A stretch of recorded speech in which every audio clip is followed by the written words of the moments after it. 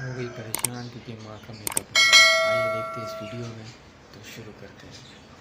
काट कैसा मेकअप चाहिए आपको? ऐसा मेकअप कर दो मेरा आज मेरा बेटा भी नहीं पहचाना। मम्मी कहाँ है तेरी? मम्मी कहाँ है?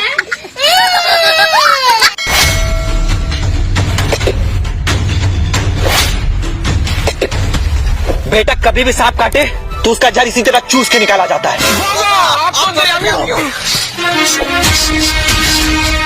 मुझे इच्छाधारी नागिन की खुशबू आ रही है, मेरे साथ आओ।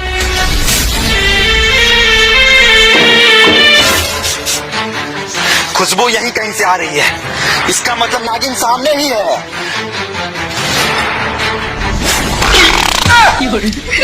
बेटा भाग रहे हो? हाँ ठीक है, लगे रहो।